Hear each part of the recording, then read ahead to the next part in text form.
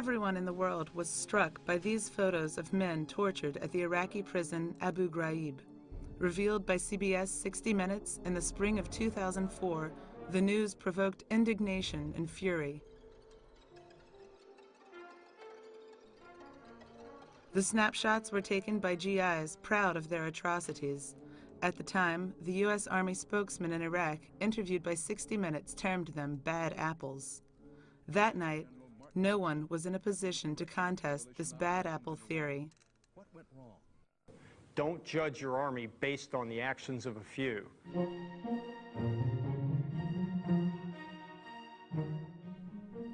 In Washington, the Abu Ghraib scandal caused panic.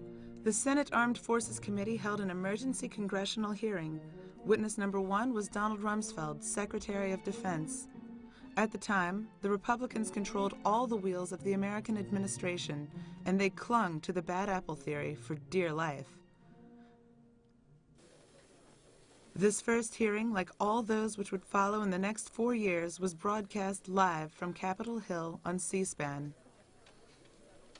The Committee of the Armed Services meets today in the first of a series of hearings to receive testimony regarding the mistreatment of Iraqi prisoners by some, I repeat, some elements and certain personnel of the Armed Forces of the United States in violation of U.S. and international laws.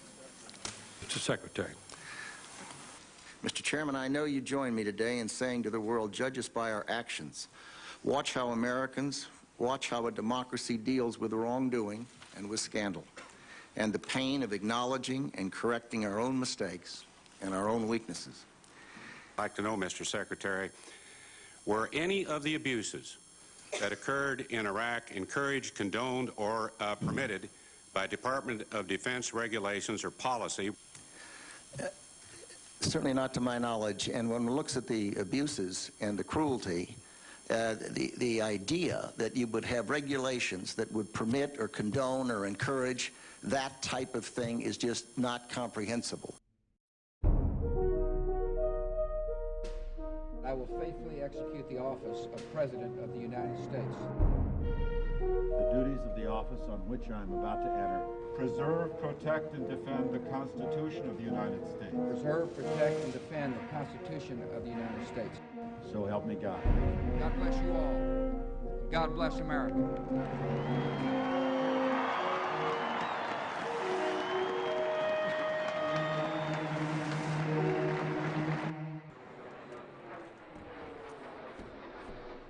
It's the story of a criminal conspiracy contrived by the state in utmost secrecy just after the attack on September 11, 2001.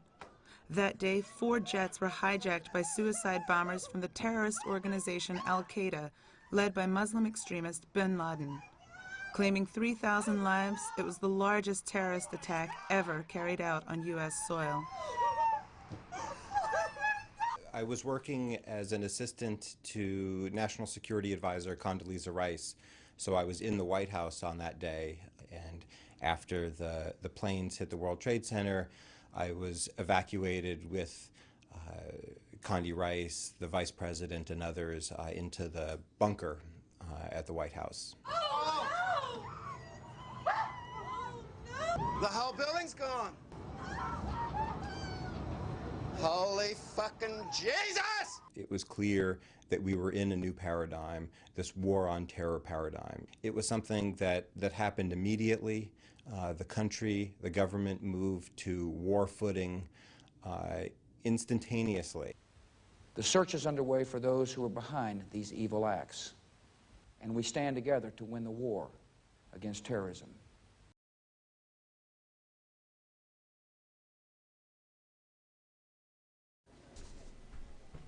Whatever is necessary, that was the watch phrase of the Republican administration meeting held secretly at Camp David, the U.S. presidential retreat, 4 days after the attacks. This exceptional footage shows the heads of the 4 centers of power gathered at the same table, about to lead the United States into the use of torture. First, the White House, with President George Bush and his Vice President Dick Cheney. Facing them, Condoleezza Rice, National Security Advisor. Then, the Department of Justice, led by John Ashcroft, on whom depends the Office of Legal Counsel, which is in charge of making sure White House decisions are legal. Next, the Department of Defense, or Pentagon, run by Donald Rumsfeld. Finally, the Department of State, in charge of foreign affairs, headed by General Colin Powell. That day, President Bush did not mince words. We will find those who did it. We will smoke them out of their holes. We will get them running, and we'll bring them to justice. This is an administration that will not talk about how we gather intelligence, how we know what we're going to do, nor what our plans are. The United States will do what it takes to win this war. We heard the term war on terrorism, war on terror, global war on terror, and we didn't like it at all. I didn't like it as a former military man with 31 years in the Army, because you don't make war on instruments. You don't make war on methods. You make war on people and states. So this is a very ambiguous definition. It's like war on drugs. It's like war on poverty. These are things you can never win, and so they're perpetual. In fact, we addressed that concern to Dr. Rice and to the White House about this is a very poor set of terminology, and what we got back in essence as an answer was this is politics. You know, this is what the American people understand. One of the attitudes that I saw inside the government was a view that in order to combat this terrorist enemy, the United States would have to resort to tactics, to practices that would involve getting our hands dirty, that would involve taking decisions that some might question ethically, morally, legally, in order to defeat this terrorist enemy. Immediately after the Camp David meeting, Vice President Dick Cheney indicated what was in store, speaking on NBC. But the nation was in such emotional turmoil, few people recognized all the implications of what he said. We also have to work, though, sort of the dark side, if you will. We're going to spend time in the shadows and in the intelligence world. It is a mean, nasty, dangerous, dirty business out there, and we have to operate in that arena. We need to make certain that we have not tied the hands, if you will, of our intelligence communities in terms of accomplishing their mission. In a way, it's interesting because he was being honest. He announced, basically, to the whole country, we're going to do something in secret. It's going to be a secret war. And you can't say the country didn't know, because he told people that, and then they disappeared. We were very vulnerable. Americans were afraid. How did this happen? And here's the Vice President of the United States taking full advantage of that and exploiting our vulnerability by saying, we all want to visit the dark side. We're going to get to these people who did this to us. And it was the beginning of this march to war, continuing to exploit our vulnerability. And the president saying, if you're not with us, you're against us. So everybody fell in line. I don't want to be against them, but those are your only two choices? And there were very few of our elected officials in Washington, D.C. questioning any of this. You know, they're pushing the agree button on every vote that came up.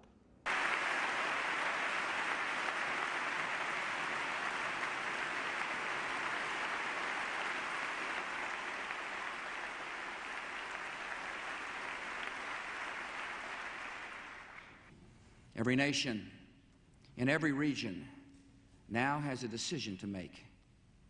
Either you are with us or you are with the terrorists.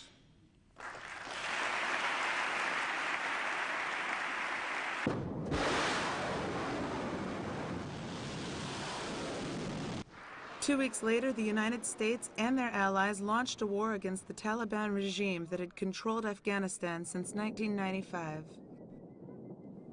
Officially, the goal was to capture bin Laden and his men who had set up training camps in the country. On November 13, 2001, the Taliban regime was overthrown. While the Afghans slowly awoke from the nightmare, dozens of bearded armed suspects were arrested. The U.S. Army and CIA, the Central Intelligence Agency, were in the front lines of the battle. The war on terror had only just begun. I have to say that all you need to know is that there was a before 9/11 and there was an after 9/11. After 9/11, the gloves come off. From the beginning, interrogation, intelligence collection from individual detainees was always an important motivating factor. I think, having said that one of the priorities of the government was to prevent future attacks, it was always believed from the beginning that one important way of doing so was to get inside the heads of Al-Qaeda members, to question, to interrogate detainees. And I think there was concern from the beginning that the so-called old rules, Geneva Conventions, our criminal laws, that those old rules would be an obstacle to interrogation. And I think this again is what was meant by the gloves coming off. Signed in 1949 and adopted today by 194 nations, the 4 Geneva Conventions are the cornerstone of international human rights. The 3rd convention concerns prisoners of war, that is to say, the servicemen captured on the battlefield. Prisoner of war status is not automatically granted. To obtain it, the combatant must possess a distinctive sign, carry arms openly, and comply with the rules of war. As a prisoner of war, he is entitled to certain privileges, such as the right to communicate with his family or to receive packages. Article 17 states that every prisoner of war is bound to give only his surname, first names, rank, and date of birth. In other terms, a prisoner of war cannot be interrogated for intelligence purposes. Finally, the 4 Geneva Conventions include the same Article 3, which forbids cruel treatment, torture, and torment regardless of the prisoner's status. In 1996, the American Congress voted in the War Crimes Act, which sanctions imprisonment for life or the death penalty for all grave violations of the Geneva Conventions, notably Article 3. After September 11th, the Bush administration applied itself to getting rid of the Geneva Conventions. The secret operation was led by Vice President Dick Cheney, who considers intelligence to be the main weapon in the war on terror. There's really no question but that there's one person who takes the central role in introducing this new policy of harsh treatment, of abuse of detainees, and that person is Dick Cheney, the Vice President of the United States. I spoke early on with figures from the intelligence community who described to me in the first 6 weeks after 9/11, Vice President Cheney spending days on end at Langley at the CIA headquarters, demanding that they get tough, that they use dark techniques. In particular, Vice President Cheney was very impressed with the techniques that were used by the Egyptian government in beating down the Muslim Brotherhood. And he thought these techniques were extremely effective, had worked very, very well, and the U.S. should follow the lead taken by the Mubarak government in Egypt. I don't think Dick Cheney will ever be held accountable except by his maker. And I hope Dick meets the devil in his afterlife, because the devil will be a good friend for Dick.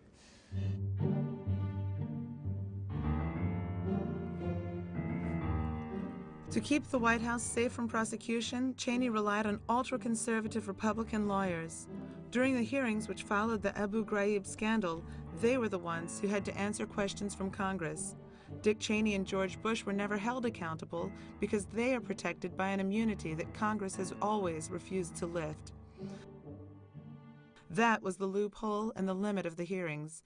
They were not a court investigation, but a well-framed exercise in democracy, content to question only certain actors and experts.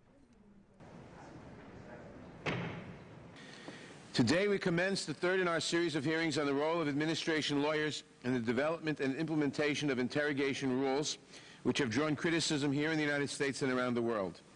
These policies have been kept from the Congress and the American people by assertions of secrecy, assorted privileges, and flat refusals to disclose what has been done and why, even in classified settings. That is unacceptable.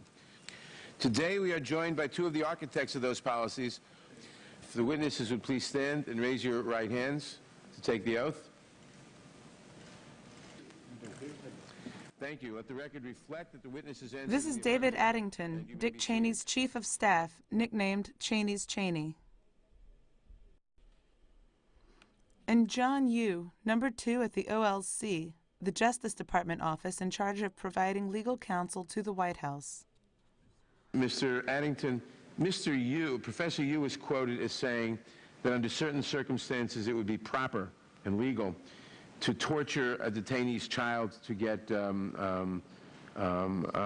necessary information. Do you agree with that? I don't agree or disagree with it, Mr. Chairman. I don't plan to address it. You're seeking a legal opinion, and as we told you in Exhibit 4, I'm not here to render legal advice to your committee. You do have attorneys of your own to give you legal advice. Could the President order a suspect buried alive? Mr. Chairman, I don't think that I have ever I'm asking you that. given the advice that the President could bury somebody alive. Another of the henchmen was Pentagon legal advisor Jim Haynes, who did the dirty work for Donald Rumsfeld. You've just said, Mr. Haynes, that you were the senior lawyer for the Department of Defense, correct? Yes, ma'am, that's correct. And so you had a lot of lawyers under you? Well, I'll put it this way. There are over 10,000 lawyers in the Department of Defense. And here you see the last member of the team, Alberto Gonzales, who served as the White House legal counsel from 2001 to 2005. Do you think that other world leaders would have authority to authorize the torture of U.S. citizens if they deemed it necessary for their national security? Senator, I don't know what laws other world leaders would be bound by it. I think I'm not in a position to answer that question. Gonzales, Addington, Haynes, and Yoo. The 4 lawyers met regularly in the office of John Yoo, who was in a key position at the OLC. He was responsible for drafting the legal advice provided by the Justice Department whenever the White House asked a question. These opinions, as they are called in bureaucratic lingo, are as powerful as legislation and provide legal protection for the White House. The secret memoranda concocted by the 4 lawyers were declassified after the Abu Ghraib scandal. They were looking at the law and saying, how can we twist this in some way to let the Bush administration get away with things that are utterly illegal and indefensible? And John Yoo, at great length, wrote memos, really, with the guidance of Addington and Alberto Gonzales and a handful of other lawyers that tried to justify the unjustifiable, tried to make legal things that were clearly illegal. The first secret memorandum was drafted by John Yoo on January 9, 2002. He wrote that the Geneva Conventions do not apply to members of al-Qaeda or the Taliban because these enemy combatants, al-Qaeda members, have clearly demonstrated that they will not follow these basic requirements of lawful warfare. They refused to wear a uniform, hijacked civil airlines. Therefore, you concluded, they were not entitled to protection under Article 3 of the Geneva Conventions either. A rough draft of this first memorandum was sent to the State Department for approval. Do you remember Colin Powell's reaction to the draft? He wanted to apply the Geneva Conventions to the al-Qaeda and to the Taliban. He thought that since World War II, we had always applied them, even to people who were not entitled to their benefits, and that this was in the interests of the United States generally, that it was good protection for our forces, and that we knew how to do it because everybody in the military was trained to that effect. Our first witness is Dean John Houston, Dean and President of the Franklin Pierce Law Center in Concord, New Hampshire. Dean Hudson has a record as a Rear Admiral. The floor is yours. Thank you, Mr. Chairman. The Geneva Conventions have protected American troops from harm for many years. It's our troops that benefit. The original U.S. proponents of the convention saw them as a way to protect U.S. troops from the enemy, not the enemy from U.S. troops. And if we start picking and choosing, well, it applies to this guy, but it doesn't apply to this guy, and it applies in this country, but it doesn't apply in this country, then suddenly American troops are in peril. Because if we have the capability of making those kinds of fine distinctions, then every two-bit dictator in the world has the same opportunity to make the same kinds of distinctions, and that can end up hurting U.S. troops. That was Colin Powell's conception as well, what you are doing. He's a very smart guy. He and I agree.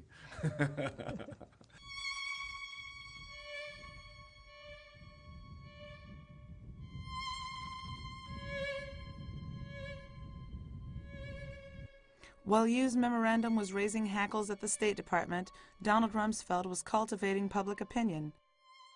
He staged a visit to the detention camp at Guantanamo, where the first prisoners had arrived 11 days earlier. They were the subjects of the OLC memo. As Rumsfeld knew, repealing the Geneva Conventions held sacred by the public would cause an outcry. His strategy was to speak in half-truths, to chip away at the taboo, gradually. The Al-Qaeda is not a country. They did not behave as an army. They did not wear uniforms. They did not have insignia. They did not carry their weapons openly. They are a terrorist network, and it would be a total misunderstanding of the Geneva Convention if one considered Al-Qaeda, a terrorist network, to be an army. One of the consequences of not being a POW, however, is not, emphatically not, that you can be treated inhumanely. Just because they're not POWs doesn't mean that you can torture them.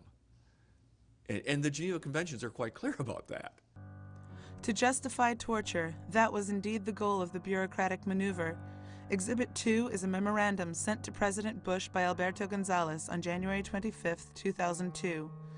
Citing John Yu's briefs, he wrote that this new paradigm renders obsolete Geneva's strict limitations on questioning of enemy prisoners.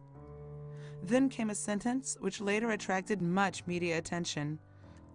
A determination that GPW does not apply substantially reduces the threat of domestic criminal prosecution under the War Crimes Act. Maybe we should have been a little more alert to this and wondered why he was saying that. But does it mean that from the very beginning of the war on terror, the threat of a domestic prosecution was really a matter of concern for the White House top officials? Apparently. I mean, that's a very early memo in all of this, and so that they're thinking along those lines at the very beginning. That we may have to employ techniques that would be considered to be war crimes. Did they issue all these memorandums to back them, to protect them, maybe? Yeah, I think they viewed it as a kind of legal insurance. I think they knew that they were on new ground, and they wanted to have some sort of protection. Ultimately, it was the President of the United States himself who made this decision. The key document came on February 7th, 2002, and that remains really the foundation of much of our detention and interrogation policy going forward. In this directive, Bush was continually defending himself. 3 times he mentions that his decisions are based on legal conclusion of the Department of Justice. Next, he introduced a new term which would permit all sorts of abuse, that of unlawful combatants. To coax reluctant followers like Colin Powell, Bush's cronies added a sentence with a carefully calculated dose of ambiguity. The U.S. Armed Forces shall continue to treat detainees humanely and, to the extent appropriate and consistent with military necessity, in a manner consistent with the principles of Geneva. When the memo came out on 7 February, and we all had a chance to read it, I think Secretary Powell thought too. I think Deputy Secretary Armitage and Will Taft and others thought that this was a good compromise.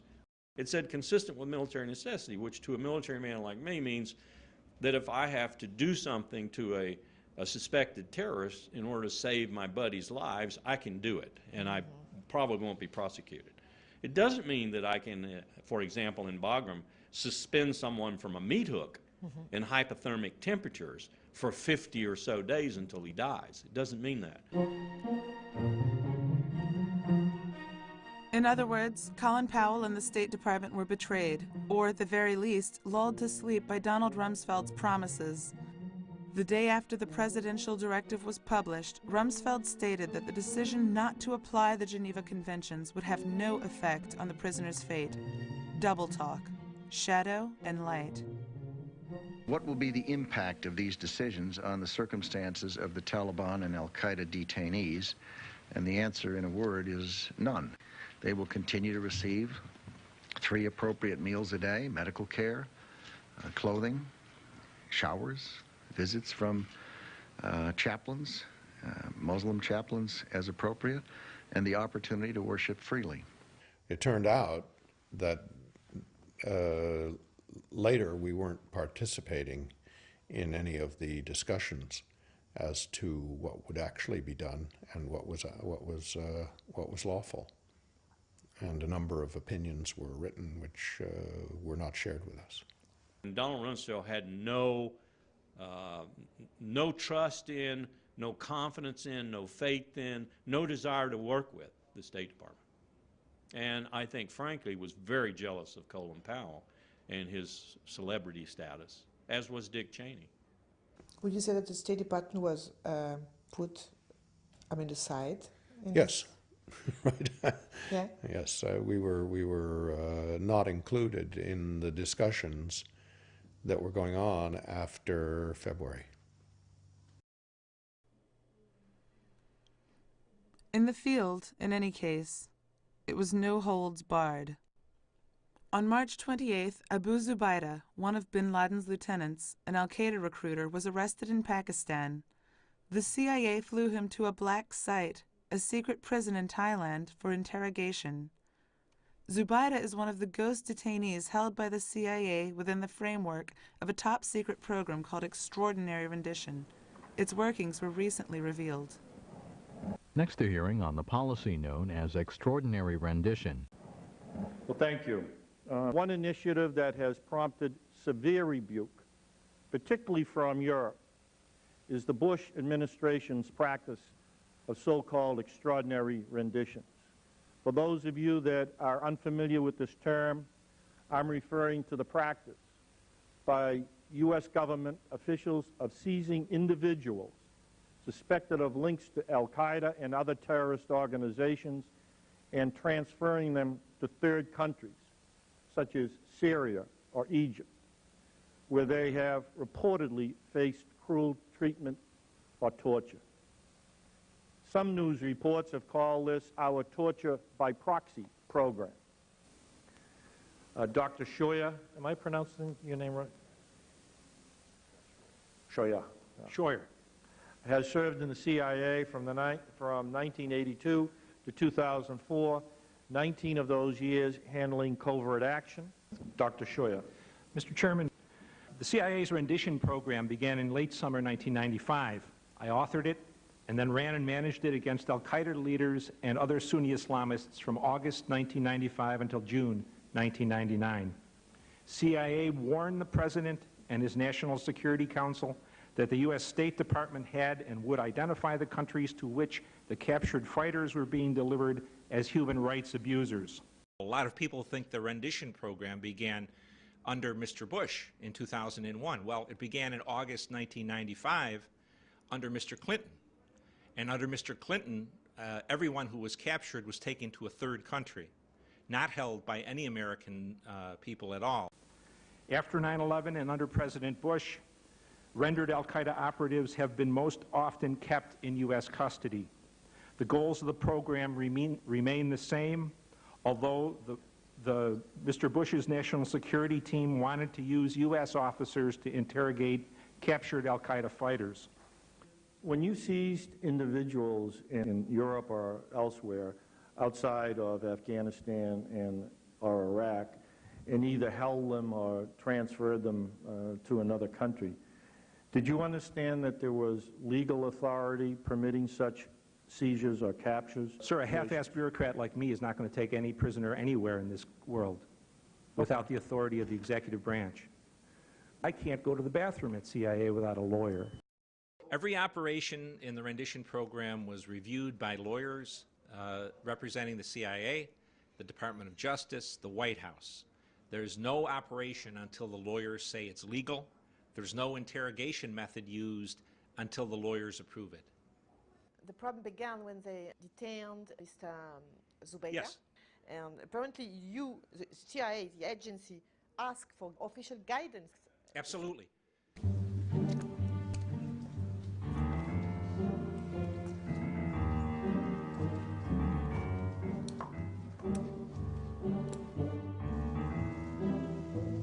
Ladies and gentlemen, the President of the United States. Abu Zubaydah's case was specifically mentioned by President Bush in September 2006 when he announced his transfer to Guantanamo Bay after 4 years of secret imprisonment. Bush took advantage of the attention to justify the interrogation methods the CIA had used on the ghost detainee. Thanks for the warm welcome. Welcome to the White House. We knew that Zubaydah had more information that could save innocent lives, but he stopped talking. As his questioning proceeded, it became clear that he had received training on how to resist interrogation. And so the CIA used an alternative set of procedures.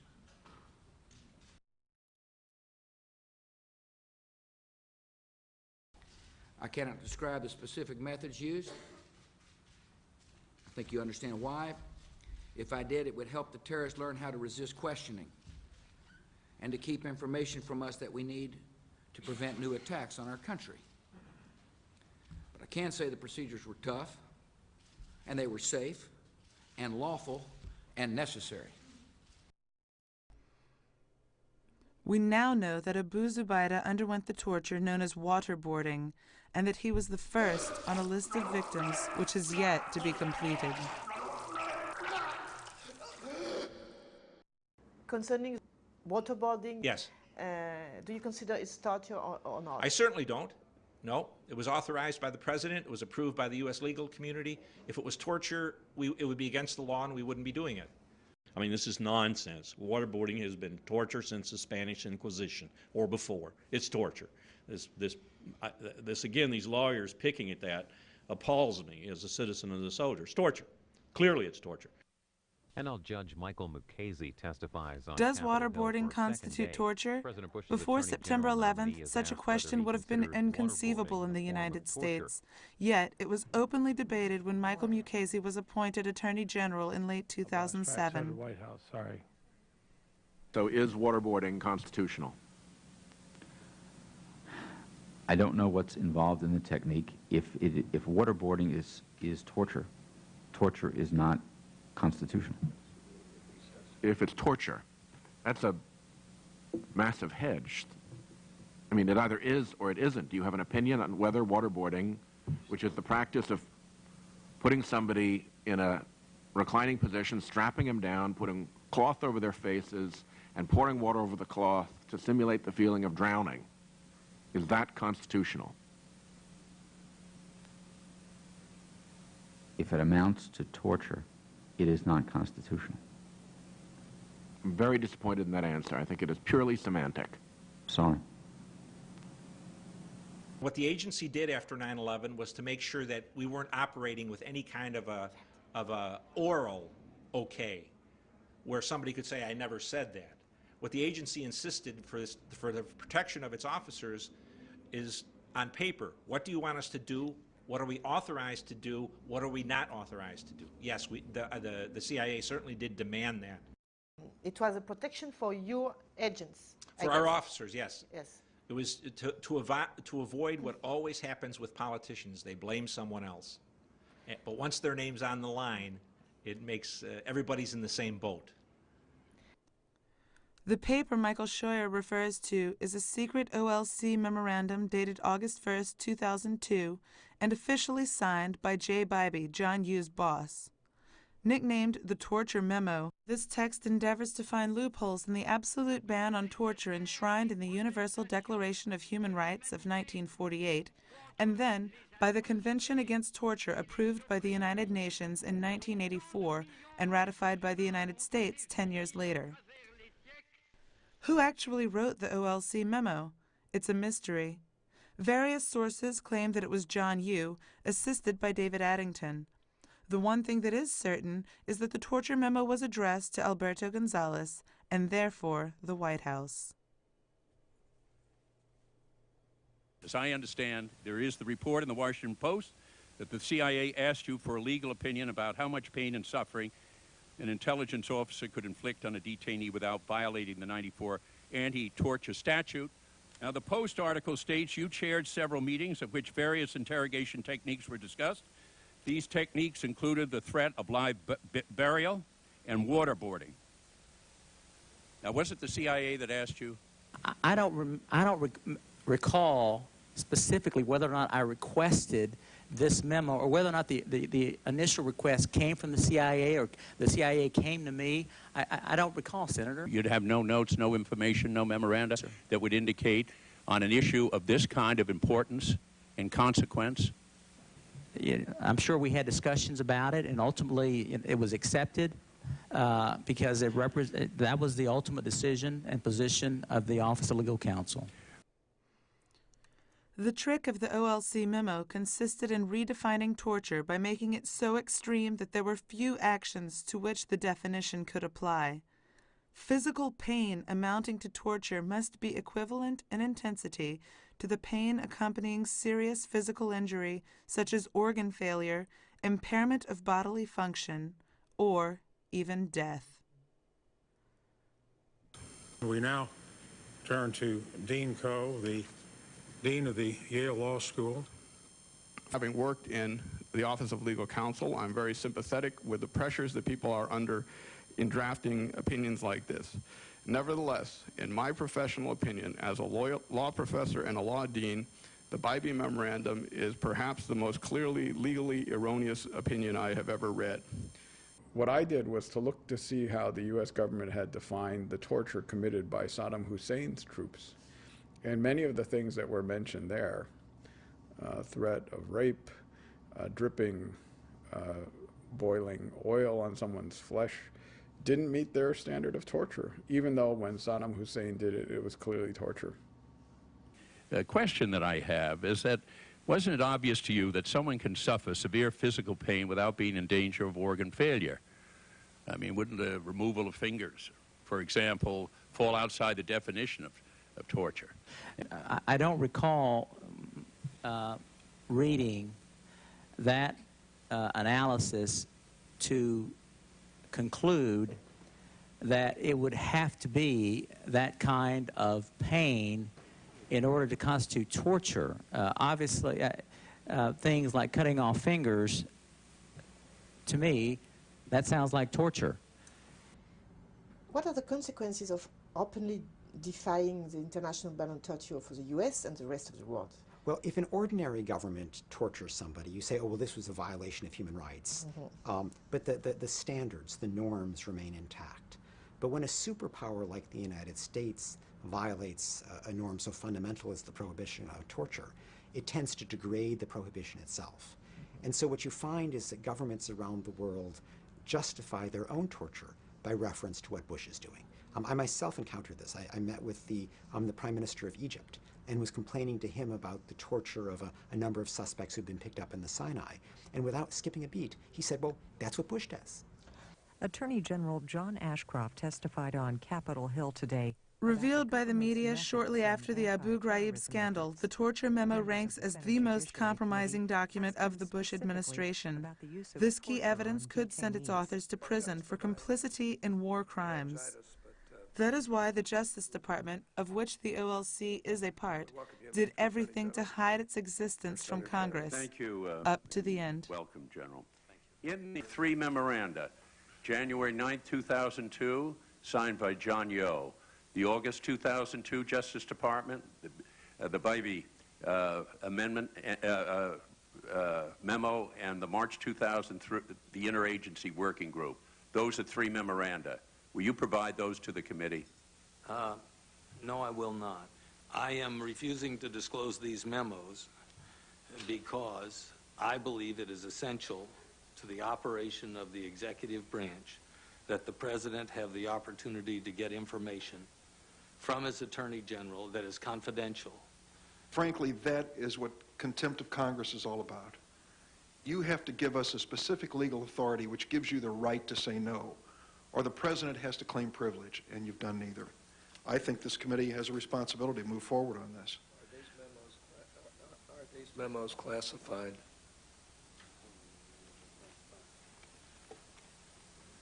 Is this a sidebar conference on something the Attorney General has so authoritatively stated his position? I tell you, this is me getting advice which will remain confidential.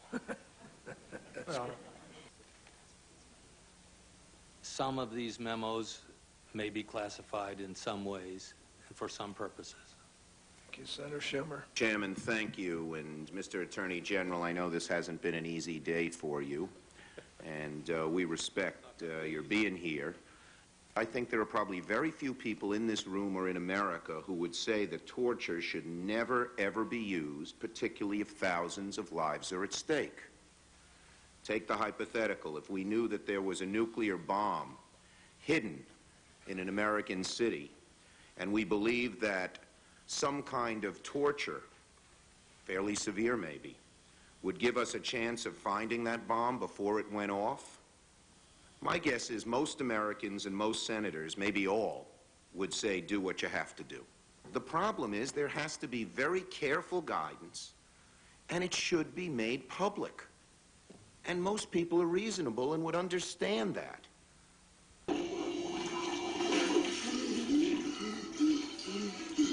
It's too late. You can't stop this. The argument developed by the Democratic congressman to justify the legalization of torture on a case-by-case basis was publicly debated in the United States. It's called the ticking time bomb scenario. The organization Human Rights First issued a DVD entitled Primetime Torture, showing how TV tends to make the public accept such practices. The model of this is a program called 24, which has been on the air for 7 years, in which the hero, who's a security official, American official named Jack Bauer, spends literally several minutes every hour it's on the air torturing somebody to get information about a ticking time bomb. It's the same story every week, every episode. You're running out of time. I will tell these men to kill your last son. Where is the bomb? Preposterous argument. Anyone who's been in government, even at the state level, but certainly at the national level, knows that there would never be a scenario where you would have such perfect information in such a perfectly timed way that you would be able to create this Jack Bauer 24 argument. No way. That only happens in Hollywood. All of a sudden, every time you open the TV and watch something, somebody's being tortured. And that affected people's mentality. It contributed to the anxiety, but it also, I think, gave the political people who wanted to promote this agenda a kind of reinforcement for what they were doing. When the CIA got the green light from the OLC in Guantanamo, the Pentagon was stepping up pressure on the Army intelligence services in charge of interrogating the Saudi Mohammed el-Qahtani. Suspected of being the 20th terrorist in the 9/11 attacks, he was arrested in Afghanistan, then transferred to Guantanamo in January 2002. For 6 months, military intelligence officers obeyed the instructions in Field Manual 3452, which prohibits coercive interrogation techniques. Today, it is known that Donald Rumsfeld decided to override it by misappropriating a secret military program called SEER, developed to train U.S. Special Forces. My name is Malcolm Wrights and Nance. I am a former member of the U.S. military intelligence community. While serving my nation, I had the honor to be accepted for duty as an instructor at the U.S. Navy Survival, Evasion, Resistance, and Escape School, SEER School. The SEER program was created in the late 1950s after the Korean War. The studies that had been done on American prisoners of war found that in World War II, and especially in Korea, prisoners of war were dying in very large numbers. And they determined that in Korea it was from the techniques.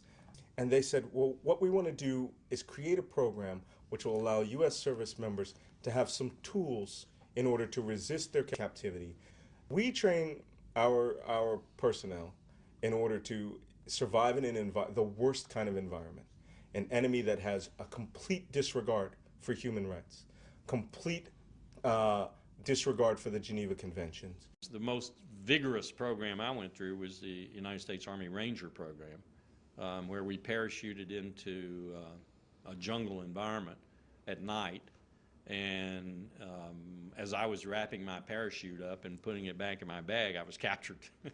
I was confined in an area where I could not move out of a fetal position for a day and a night. That's a long time. And I guarantee you it got to me, being in that position for a day. And I couldn't move. I couldn't even turn my head up. And then you're subjected to interrogation. You're put down in a little small chair with a big bright light like that shining in your face. And you're naked from the waist up. And every now and then people get a little aggressive with you. Like I said, one of the NCOs there smacked me across the face and broke my tooth. The students are briefed that torture is a component of military or civilian intelligence organizations who have no real respectful way of extracting information. We teach torture as total failure on the part of an enemy. And what we do is we introduce them to the techniques that are used around the world, whether it be drowning tortures or whether it be beatings, stress positions, sleep deprivation, pulling out of nails or electric shock. It's advised and counseled by psychiatrists, physicians, and so forth. For one thing, they want to make sure that a school that's as aggressive as the Ranger School, for example, doesn't hurt someone. The SEER psychologist role is critically important to make sure that the students are in good mental health and understand how to stay in good mental health in captivity. If somebody had said to me, okay, now we're gonna torture people the same way that our torturers have tortured us, I would have, one, pointed out that it's a crime, two, pointed out that it's worthless, and three, pointed out that it's the most un-American thing you can do. This is, however, what was revealed by a congressional hearing in June 2008. Once again, it was the flunkies who were summoned to testify, not Donald Rumsfeld, their boss, who was nevertheless the power behind introducing what would be called harsh interrogation techniques.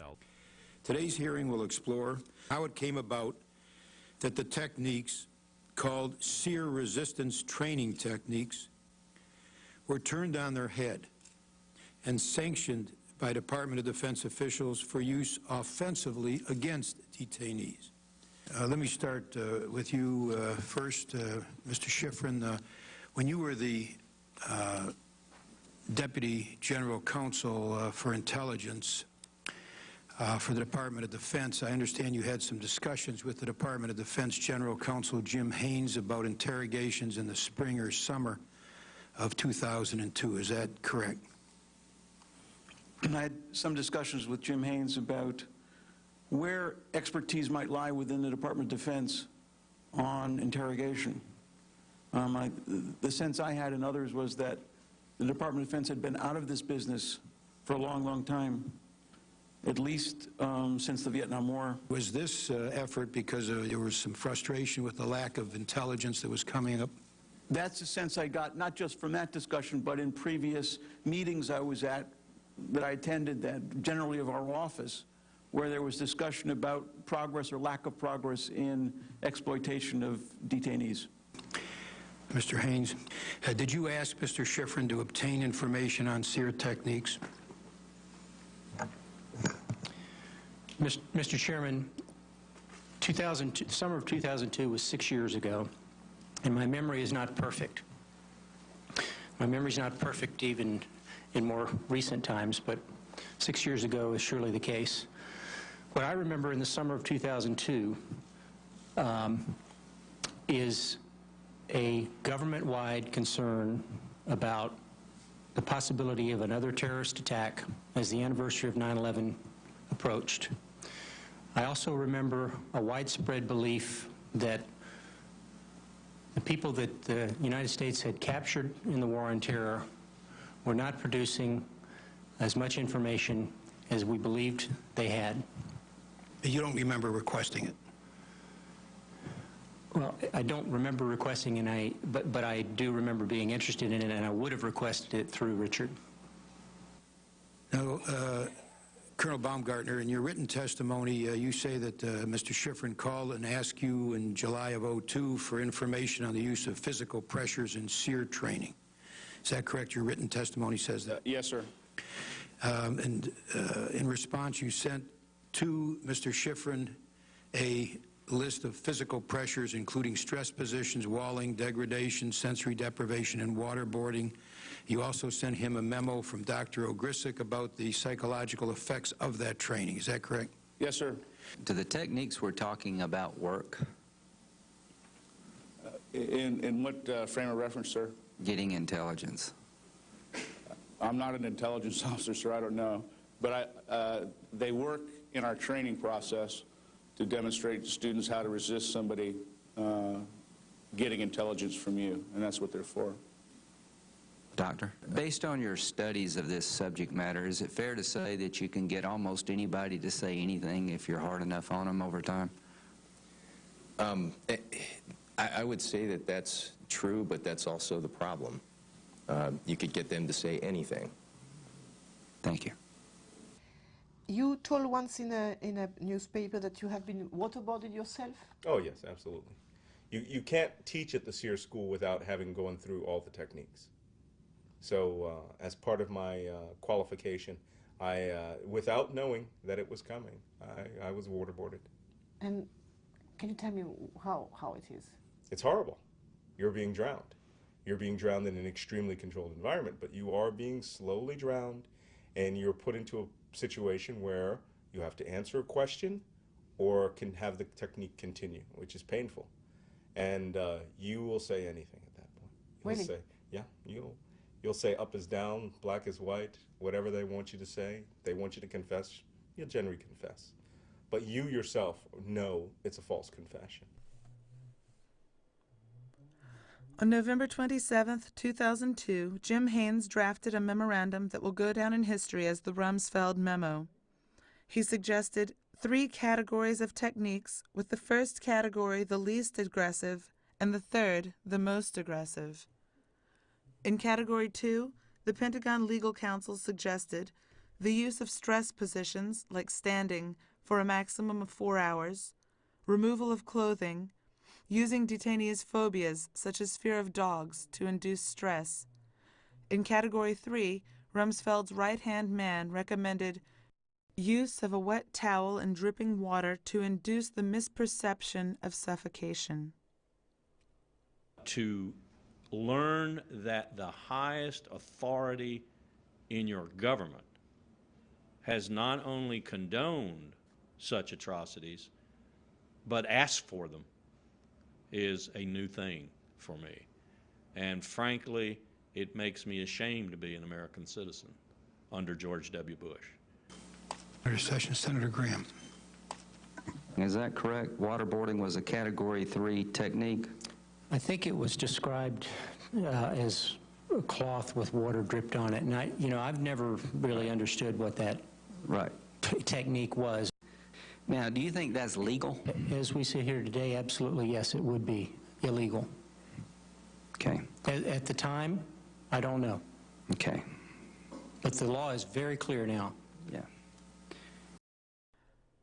On December 2, 2002, Rumsfeld signed off on Haynes' memo approving it. Beneath his signature, he added a handwritten commentary.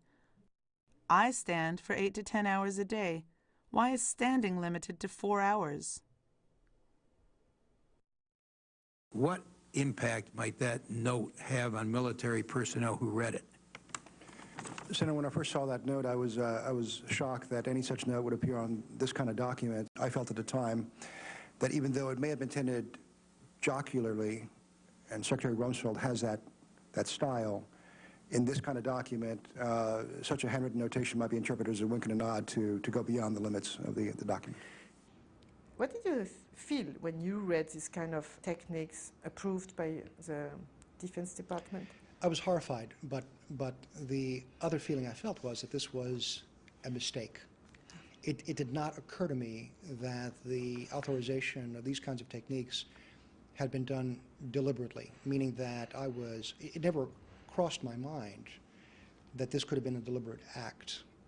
I thought that both Jim Haynes, the DoD General Counsel, who had sent the memo to Secretary Rumsfeld, and then Secretary Rumsfeld himself, had not thought through the implications of these interrogation techniques simply because they were overworked. And I was convinced that as soon as I pointed out the mistake to them from this authorization, it would be withdrawn and the situation would be corrected. You were very confident about that. Absolutely confident. And now what do you think? Well, it wasn't a mistake, was it? It's still a mistake in the sense that it was the wrong decision on various different levels, but it was purposely made. It's my understanding that when you saw the interrogation techniques being proposed, you felt a need to speak up, and you did. What did you do? I immediately took it to Mr. Haynes and pointed that fact to him. I went to Jim. I met with him for about an hour the day after I first saw the memorandum. I explained to him why I felt the memorandum was mistaken, how it could lead to the application of torture, and why the application of any kind of treatment that would constitute, at a minimum, cruel, inhuman, and degrading treatment, and of course, beyond that, torture, would be a disaster for the country legally, from a national security standpoint and from a foreign policy standpoint. I had that conversation. Jim said very little. In fact, the only thing he said was that he didn't believe that the memorandum authorized torture. And then, of course, I also discussed these matters with Air Force and Army lawyers. All of them felt, as I did, that these policies were unlawful and great mistakes from the country. So I felt enormous support within the military services for a position that opposed the application of these interrogation techniques. Mr. Haynes, I want to go through those military services comments with you. Tab 12. That's a November 7th, 2002 memorandum from the Army. Paragraph 2, the memorandum says the Army interposes significant legal, policy, and practical concerns regarding most of Category 2 and all of Category 3 techniques. Were you aware that the Army had concerns with those techniques? Senator, I don't recall seeing this memorandum before, and I don't recall specific objections of this nature. Were you aware that the Air Force had those concerns with those techniques? I don't recall seeing this memorandum either. You studiously ignored the memos from the lawyers of the services that came to your office. You studiously ignored them. To say that I ignored them. Well, you did ignore them. You Well, didn't if ask I didn't for them. see them, if I didn't see them, I didn't ignore them. You mean well, you knew there were concerns? I Why not ask to see the memos that contain those concerns? I didn't know that they existed. You didn't know those memos existed? Senator, I don't recall seeing them, and I don't recall knowing about the memoranda. I recall, listen, this is 6 years ago. I probably saw millions and millions and millions of pages of information over the 7 years that I served in that job. According to a declassified Pentagon document, intelligence officers were trained in harsh interrogation techniques as early as September 2002. Their training was supervised by SEER program psychologists.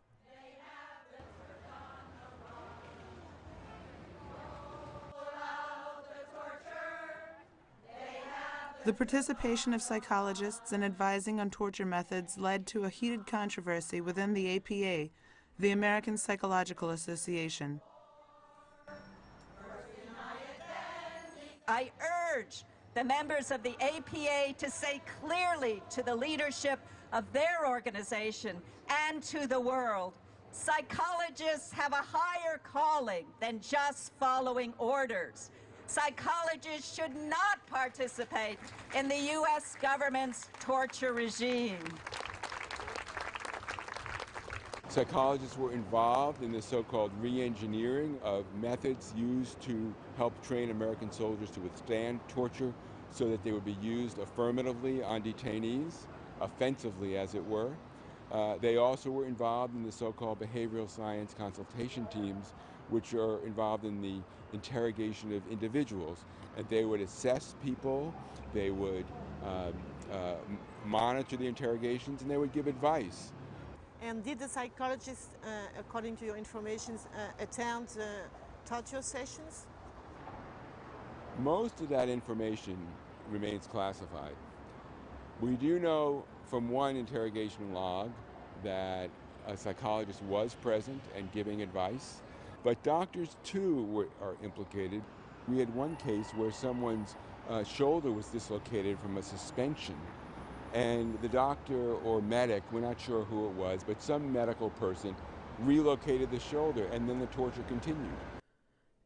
In November 2002, General Jeffrey Miller was assigned to command Guantanamo detention camp, nicknamed Gitmo. He was the one who oversaw the introduction of the new procedures to be used on high-value detainees, as the military calls them. Mohammed al-Qahtani was first on the list. For 51 days, the torments he was subjected to were duly noted in a log, excerpts from which finally leaked to the press. December 20th, the detainee was strip-searched. He stated that he did not like the females viewing his naked body. The interrogator began teaching the detainee lessons as stay, come, and bark like a dog. The presence of a psychologist and a physician was noted several times. November 27th, control puts detainee in a swivel chair at Major L's suggestion to keep him awake. Major Lisa was the head psychologist at Guantanamo. Is the whole truth, nothing but the truth? Help me God. Senator Reid. Thank you, Mr. Chairman. General Miller, at Guantanamo, it's been reported that you developed a 72-point matrix for stress and duress. Lays out types of coercion, escalating levels. They include harsh or heat or cold, withholding food, hooding for days at a time, naked isolation and cold, dark cells. Is that correct? Sir, that is categorically incorrect. That never happened. Sir, that is categorically incorrect. Okay. But would you also confirm for us that at minimum, everyone, regardless of their status at Guantanamo Bay or anywhere else to your knowledge, is entitled to be treated humanely? Yes, Senator. Every enemy combatant who is at Guantanamo is detained in a humane manner. The agony to which al-Qahtani and the other Gitmo prisoners were being subjected raised a huge controversy. CIA and military intelligence services, obsessed with gathering information, were in favor of it, while legal departments like the FBI or the various armed forces criminal investigation departments, whose work involves building a case for a trial, were opposed. Impossible to reconcile. My name is Amrit Singh. I'm a staff attorney at the ACLU, the American Civil Liberties Union, and I'm counsel to plaintiffs in the lawsuit ACLU versus Department of Defense. While we continue to litigate the improper withholding of information, the FOIA lawsuit has forced the government to publicly disclose more than 100,000 pages of its documents relating to the treatment of prisoners held in United States custody abroad. And I have personally reviewed all of these documents. For example, in one government document, an FBI agent describes, on a couple of occasions, I entered interview rooms to find a detainee chained hand and foot in a fetal position to the floor with no chair, food, or water. Most times they had urinated and defecated on themselves and had been left there for 18 to 24 hours or more. On one occasion, the air conditioning had been turned off, making the temperature in the unventilated room probably well over 100 degrees. The detainee was almost unconscious on the floor with a pile of hair lying next to him. He had apparently literally been pulling his own hair out throughout the night. FBI agents were observing this, and they were frankly in shock at what they were seeing, and they were trying to report it in as nice a way as they could. I think if some of these things had happened anywhere else, arrests would have been made, because it's clearly a violation of federal law. General Miller, who, as I understand, was not an intelligence officer, was placed in charge of the place, and I'm not sure what advice he was getting, but it wasn't good advice. And there was debate and contention between the FBI, who was observing these things, and the military. And the military's posture was, and I'll quote, lead, follow, or get out of the way. Apparently the FBI has been pushed aside at Guantanamo. Yes. Do you confirm that? Yeah, I think, you know, eventually the FBI was moved aside.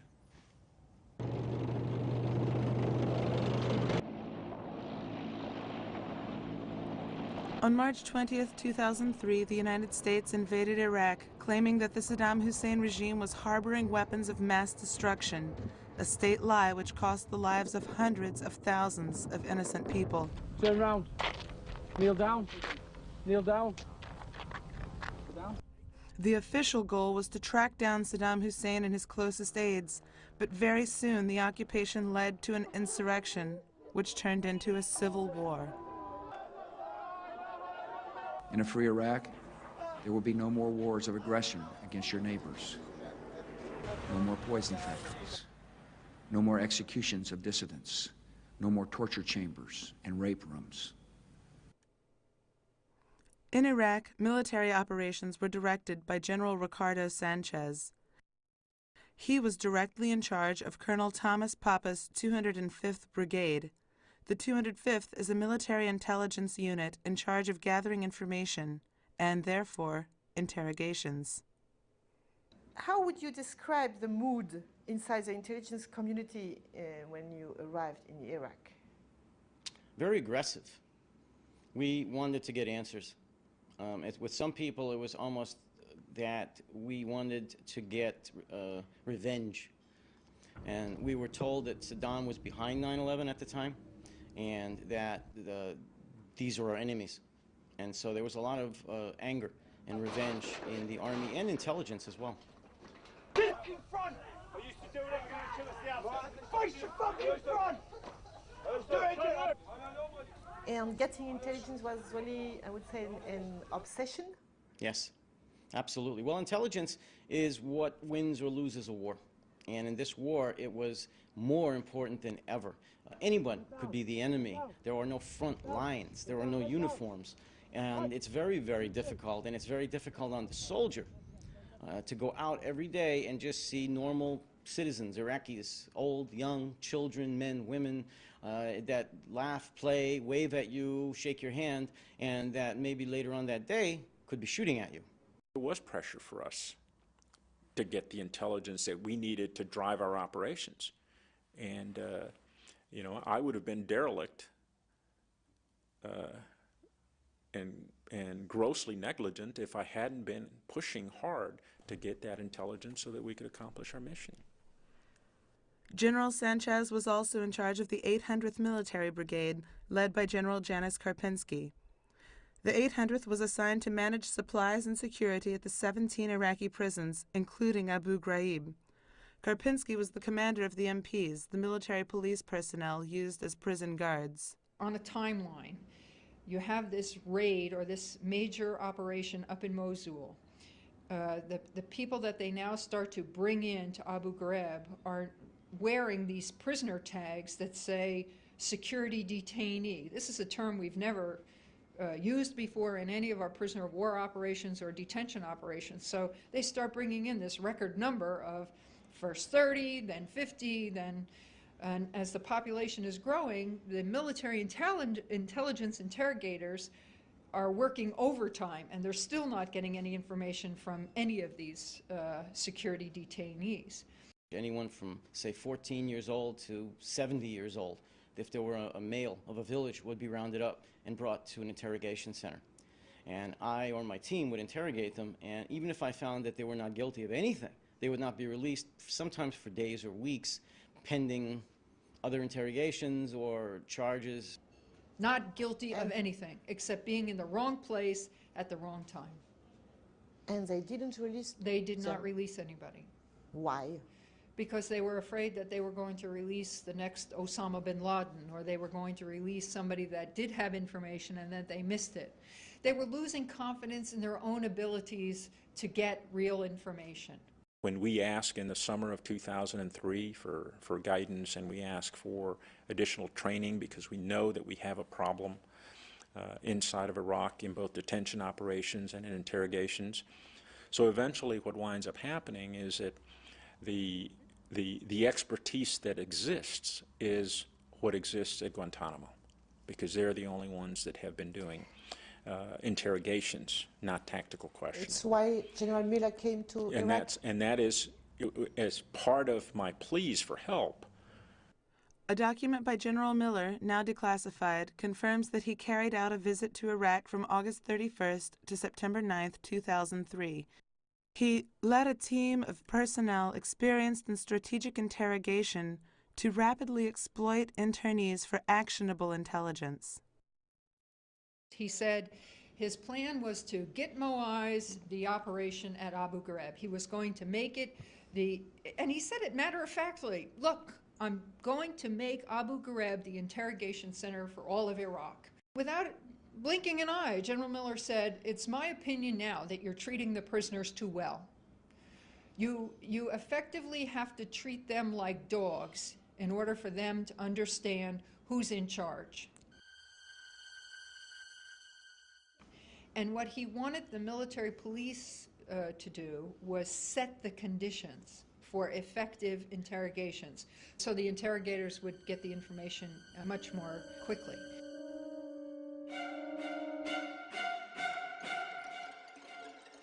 Now, General Sanchez, General Miller's report, as I understand it, had observations and recommendations.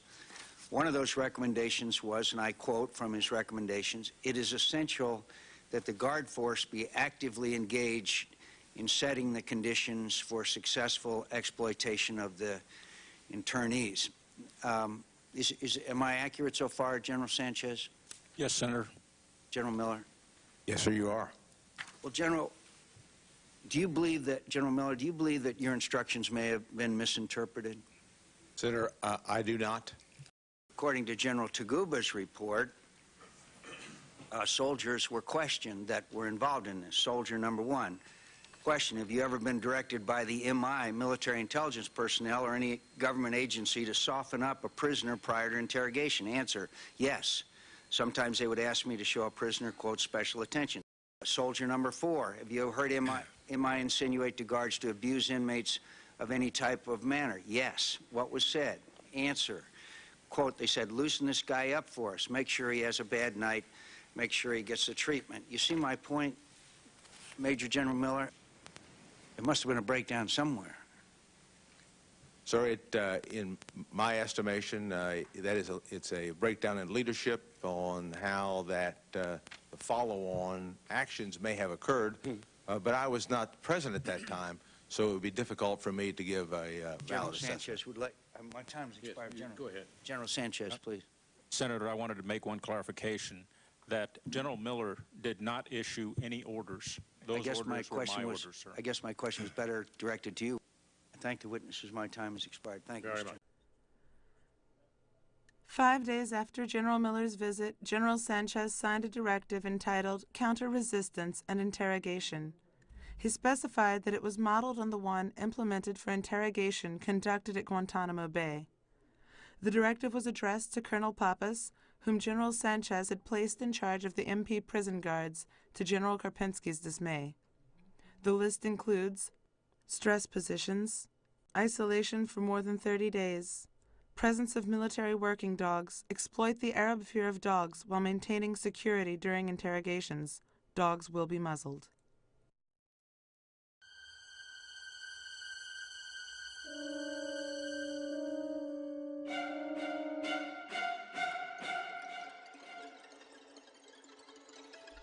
When we discussed this, it was very specific that if there were going to be any dogs used at Abu Ghraib, then they had to be muzzled and controlled.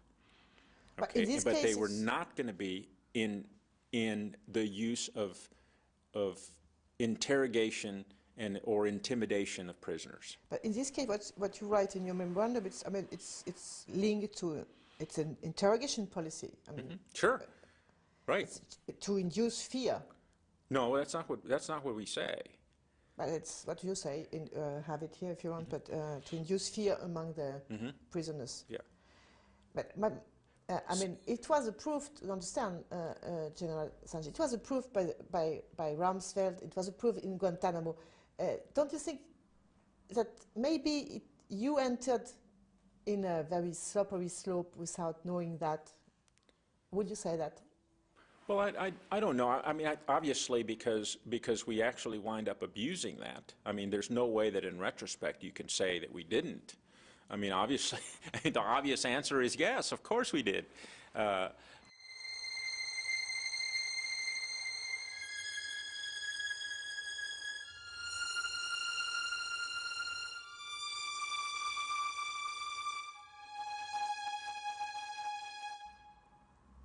Do you remember when you saw the photographs the first time from Abu Ghraib? Do you remember your reaction? Yes. Can you tell me? It was horrible. It was repulsive. It was unmistakable. It was reported within 48 hours to the highest levels of leadership in the Pentagon. And in fact, there's tremendous concern from Washington about this leaking before the State of the Union address in January of 2004, because they understand the gravity of the problem. The story of the Abu Ghraib photos was put together by journalist Mark Benjamin, who writes for Salon.com, an online investigative newspaper. All the shots were taken at night between October 17th and December 30th, 2003. In early January, a guard turned a CD of the photos over to the CID, the Army Criminal Investigation Division, which opened an administrative inquiry. Hooding and stress position, those are two techniques approved by the Secretary of Defense.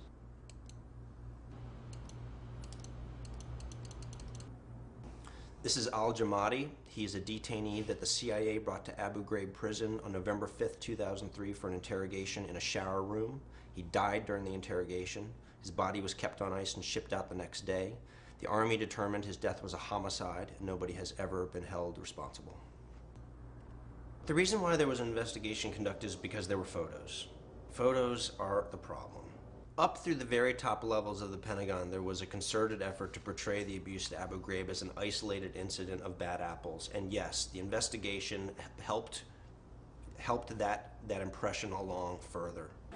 To defuse a possible scandal should the photos be made public, General Sanchez appointed General Taguba to conduct an investigation on January 19, 2003. His mission was clearly mapped out in advance: to investigate the conduct of operations within the 800th Military Police Brigade. That means General Janis Karpinski's brigade. Testifying before us today is Major General Antonio M. Taguba, U.S. Army Deputy Commander for Support Coalition Forces Land Component Command. Well, what's the highest ranking officer you interrogated? My interview, sir, Brigadier General Janis Karpinski. You didn't talk to General Sanchez or? No, sir. So what may have happened above General Karpinski is an open book. In other words, it's not, or is a closed book. No one knows what may or may not have occurred above that level. General Antoni Taguba has said himself that he could only go so far. There were limits put on him. He says he was in a box and he couldn't really investigate beyond a certain rank. So he could never get to the top. He could only look down. They really did find the perfect scapegoat in me. This investigation finally and the hearing following the Abu Ghraib scandal looked like a show or a charade, I don't know. Absolutely. Set up, specific purpose. Let's tie this investigation up into a nice little package. The president will condemn them as 7 bad apples out of control on the night shift.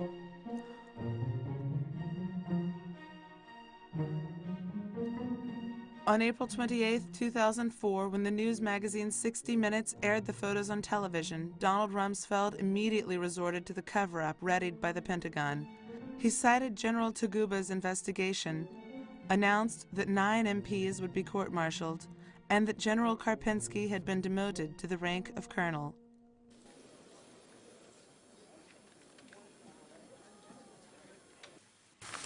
I'll ask our witnesses to rise. The truth, the whole truth, nothing but the truth, so help me God. Part of what we believe in is making sure that when wrongdoing or scandal do occur, that they're not covered up, but they're exposed, they're investigated, and the guilty are brought to justice.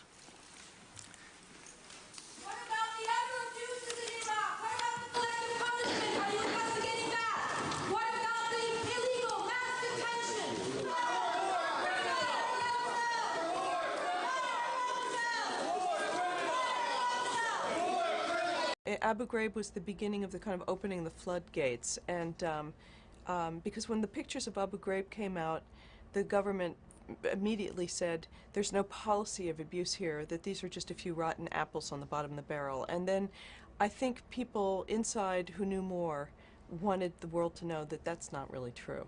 But they didn't speak out, they just gave the documents to the press. You know, that's an interesting question. Did people speak out? You're right that for the most part, it's been a quiet rebellion inside. And they wanted the story out, but it's been a dangerous feeling atmosphere to be openly dissenting in, because critics of these policies were painted as unpatriotic or soft on terrorism. And so it's been a complicated thing to oppose in this country politically. So yes, I believe that there was an element of fear that permeated the institution, that causes us to not do what we have to do as most senior leaders to take care of our soldiers. And to stand up to say stop. To stand up and at the right times to do what's right, yes. But would you assume a part of responsibility? Of course, you have to. No question. You know, some of that occurred under my command. General Mamouche was killed under my command. The use of dogs occurred under my command. And stress so positions as stress well? positions were used. Unequivocally, I agree that we tortured people, that we abused people. And this will forever remain a strategic defeat for our country. And it will be extremely difficult for us to reestablish ourselves with the moral authority that we had before we went away from the Geneva Conventions.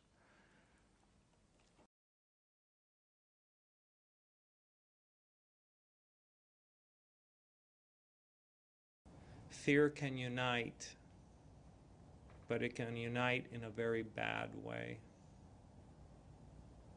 And the best example of that is what happened with the Nazis.